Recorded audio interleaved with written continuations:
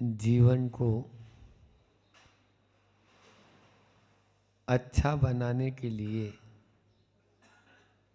विचार की सामर्थ्य होना जरूरी है और विचार के सामर्थ्य के साथ में भी और जरूरी है संकल्प का सामर्थ्य। संकल्प की सामर्थ्य हमारे जीवन को उन्नत बनाने के लिए कारण होती है। इसलिए वह समर्थ संकल्प जब तक नहीं ले पाते हैं तब तक हम घबरा जाते हैं, डर जाते हैं और संकल्प लेते ही फिर कोई घबराहट या भय नहीं रहता। बल्कि कुछ लोगों का ऐसा मानना है कि जो महाराज जी आपने इष्टोपदेश के समय कहा कि समता रखना चाहिए, राग द्वेष नहीं करना चाहिए, तो ये प्रैक्टिकल है या नहीं है? इसको प्रैक्टिकल तो मन तो साधुओं में भी समता नहीं देख पाते हैं, तो फिर गृहस्थों को कहाँ से हो पाएगी? जबकि ये प्रायोगिक है, प्रैक्टिकल है। कैसे? आपने संकल्प ले लिया मेरे पंखे का त्याग है, भले ही वो ऊपर लटका हुआ है, अभी पंखे का चलाने का त्याग है, तो अब वो पंखा भले ही रहो तो आपको कोई उससे राग द्वेष होगा? नहीं होगा। कितनी भी गर्मी पड़ो तो आपको कोई फर्क ही नहीं पड़ना है, क्योंकि आपने संकल्प ले लिया है। टीवी का त्याग है, तो अब टीवी नहीं मिलेगी देखने को तो पीड़ा होगी।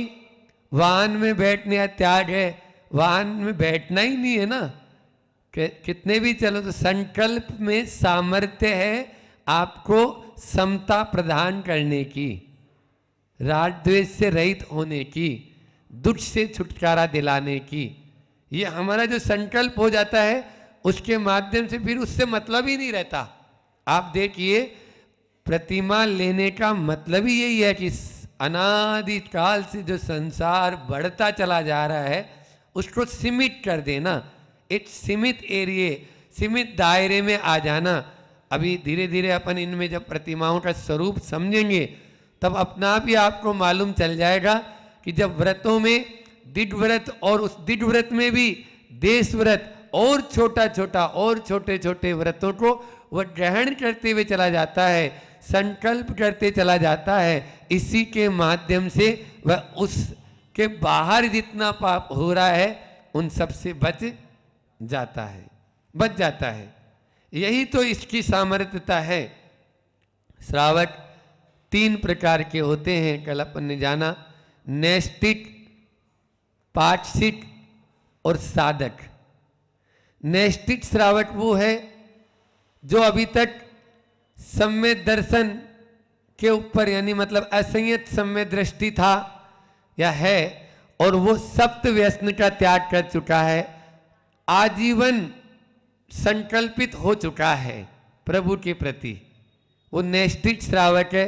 और जब वह अणुव्रतों को ग्रहण कर लेता है, व्रतों की ओर आगे बढ़ जाता है, अभी वो स्थूल व्रतों को ग्रहण किया है, उसका सब तरह की हिंसा का त्याग नहीं है।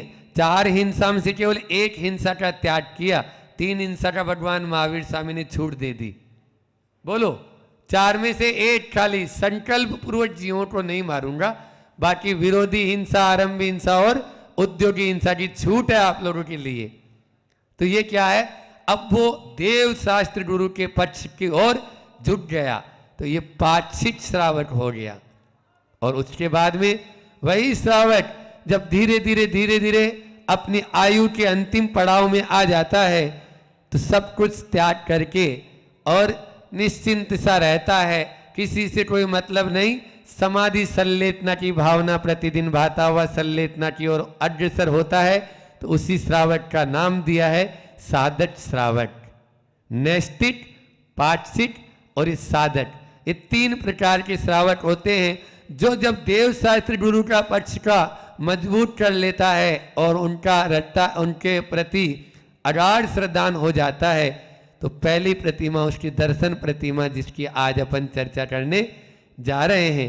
आचार्य समंत भद्र स्वामी क्या कहते हैं रत्नगण श्रावकाचार्य के माध्यम से, अपन पहले उसको देखते हैं, फिर इसके ऊपर आगे विशद विवेचन कर पाएंगे जितना समय है उस अनुसार। 11 प्रतिमाओं के नाम तो कल मैंने बताए थे। आचार्य कुंद कुंद भगवान ने चारित्र पाहुड़ में उल्लेख किया है, और भारस अनुपेट का जो उनका ही ग्रंथ है आचार्य कुंद कुंद का भारस अनुपेट का, उस भारस अनुप्रेक्षा में भी एक कारिका मिलती है कि दंसण वैसा माइये, कल बोला था ना, दंसण वैसा माइये पोस सचित राय वीरते है राय भत्ते है बम्बारंभ परिजय अनुमन मुद्दिट देश वीरदेय। एक बार फिर से दोहरा लेते हैं। पहली प्रतिमा दर्शन प्रतिमा, दूसरी व्रत प्रतिमा, तीसरी सामायिक प्रतिमा, चौथी प्रोसदोपवास प्रतिमा, पांचवी सचित त्याग प्रतिमा, छठी रात्रि भुट्टी त्याग प्रतिमा, सातवीं ब्रह्मचर्य प्रतिमा, आठवीं आरंभ त्याग प्रतिमा, नौवीं परिजय त्याग प्रतिमा, 10वीं अनुमति त्याग प्रतिमा और 11वीं उद्दिष्ट त्याग प्रतिमा। ये 11 प्रतिमाएं हैं। इनमें आज अपन दर्शन प्रतिमा का स्वरूप देखते हैं। सम्यक दर्शन शुद्ध है संसार शरीर भोग निर्विण्ण पंच गुरु चरण शरणो दर्शन का तत्व पतज्जय। दर्शन का तत्व पतज्जय उच्चारण करना है क्या आप लोगों को? पुस्तक होती तो उच्चारण कर लेते, वैसे तो फिर भी कर सकते हैं। सम्यक दर्शन शुद्ध संसार शरीर भोग निर्विण्ण निर्विण्ण है पंच गुरु चरण शरणो दर्शनिक तत्व पतज्जय। दर्शनिक तत्व पतज्जय। 4 चरण हैं इसमें। आर्य छंद है। आर्य छंद में बहुत ही सुंदर शब्दों में जब वह श्रावक मतलब यानी श्रावक सम्यक दर्शन की प्राप्ति करता है और सम्यक दर्शन की प्राप्ति कर लेता है तो असंयत सम्यक दृष्टि होता है। असंयत सम्यक दृष्टि दर्शन सम्यक दर्शन शुद्ध है। इन पहले कंडीशन क्या रखी? सम्यक दर्शन से शुद्ध व श्रावक। आगे क्या कहता है? संसार शरीर भोग निर्विण्ण है। संसार शरीर और भोगों से निर्वृत्त हो जाता है, दूर हो जाता है, छोड़ देता है। और पंच गुरु चरण शरणों और पंच परमेष्टि, इन्हीं को पंच परम गुरु, पांचों गुरुओं को, 5 गुरु कौन से? पंच परमेष्टि, इनको ही अपनी शरण समझता है, तब वह दार्शनिक तत्व पतज्जय है। तत्व पतज्जय का मतलब है कि वह दार्शनिक श्रावक कहलाता है जो तत्वार्थ श्रद्धानम सम्यक दर्शन आया था। तो उस तत्वार्थ मतलब सम्यक दृष्टि जो जीव है वह इनको जब यानी अपनाएगा, इन बातों को अपने आचरण में लाएगा, तब वह क्या कहलाएगा? पहली प्रतिमा धारी, दर्शन प्रतिमा धारी। समझो इसको अच्छे से कि सम्यक दर्शन शुद्ध है। मतलब सबसे पहला है कि जो सम्यक दर्शन के, यहां पर ऐसा भी ले सकते हैं कि सम्यक दर्शन के जो अतिचार हैं उनसे रहित रहेगा, है ना। और दूसरा है 25 दोष बताए सम्यक दर्शन के। कौन बताएगा? हाँ, इसी रत्नगण श्रावकाचार्य में आचार्य समंत भद्र स्वामी ने पहले बताया था कि 8 शंकादि दोष, शंका आदि जो दोष हैं, 8 गुणों के 8 दोष, और फिर 8 मद से सहित होने वाला कभी सम्यक दृष्टि नहीं हो सकता। तो 8 है ये, 8 8 16 और 6 अनायतन दोष, ये 22, और 3 जो है मूढ़ता, है ना, देव मूढ़ता, गुरु मूढ़ता और लोक मूढ़ता।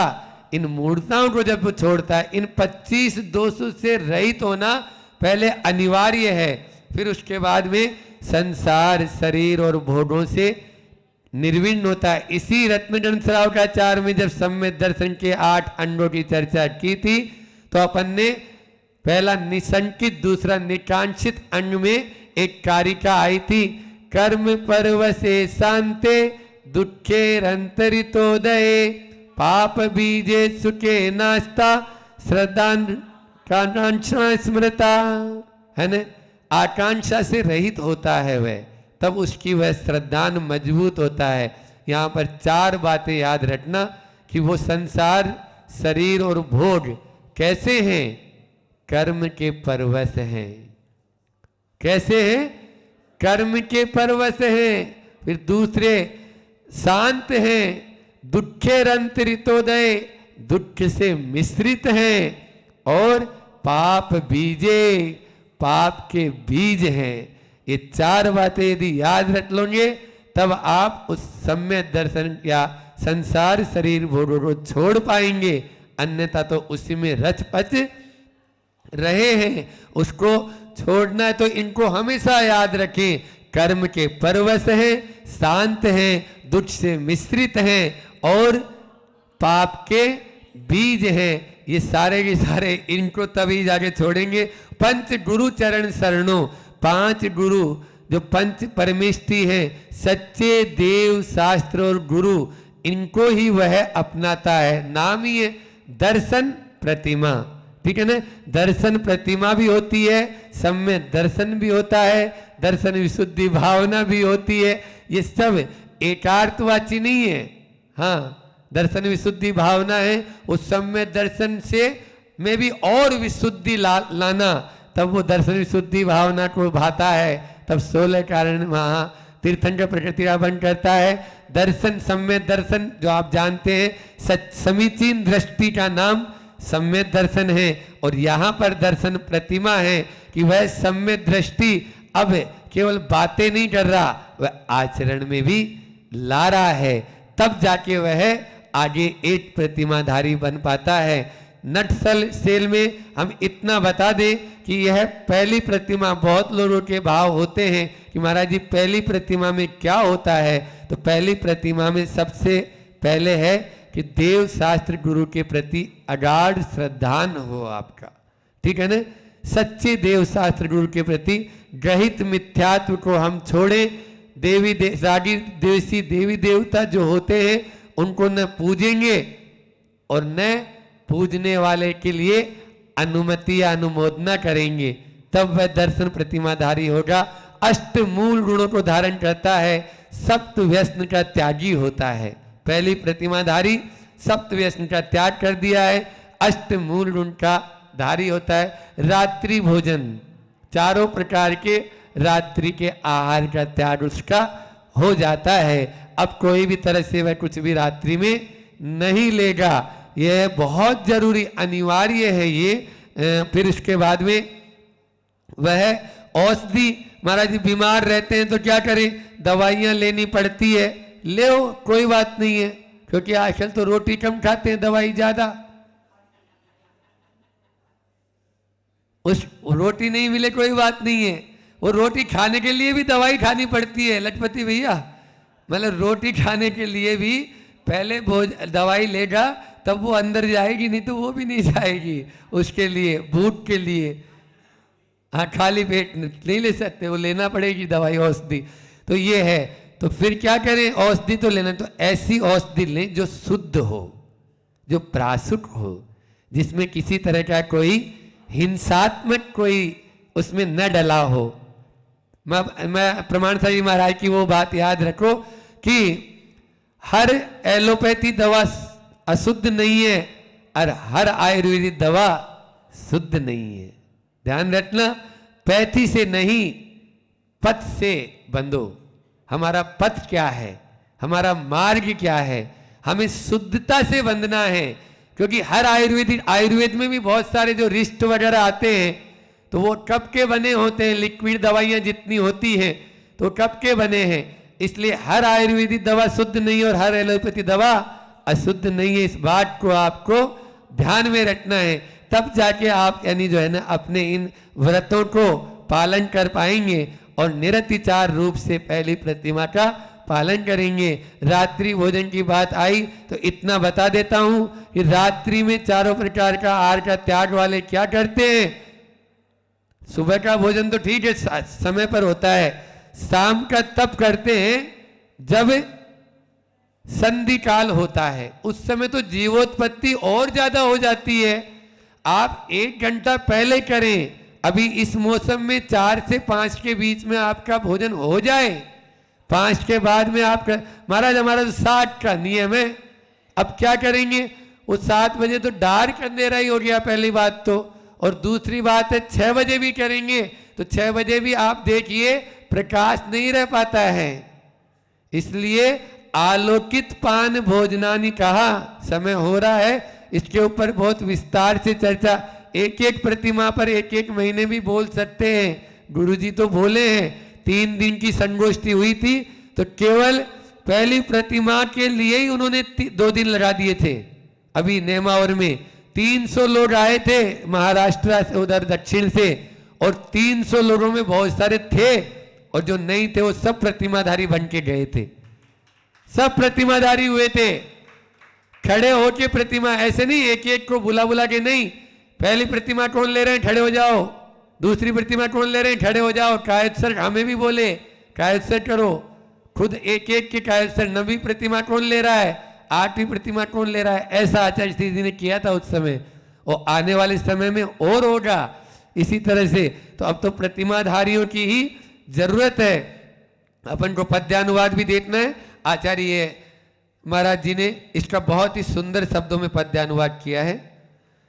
विषय भोग संसार देह से अनासक्त हो जीता है, समीचीन दर्शन का नियमित मधुर सुधारस पीता है। 5 परमेष्टि गुरुजन के चरणों में जा शरण लिया, दर्शन प्रतिमा का धारक व तत्व पथ को ग्रहण किया, तत्व पथ को ग्रहण किया, तत्व के पंथ को ग्रहण करने वाला उस समय दृष्टि या दर्शन प्रतिमाधारी होता है। आप लोग भी उस दर्शन प्रतिमा को अंगीकार करें। इतना ही रखते हैं, समय हो चुका है अपना। आचार्य गुरु विद्यासागर जी महामुनि राज की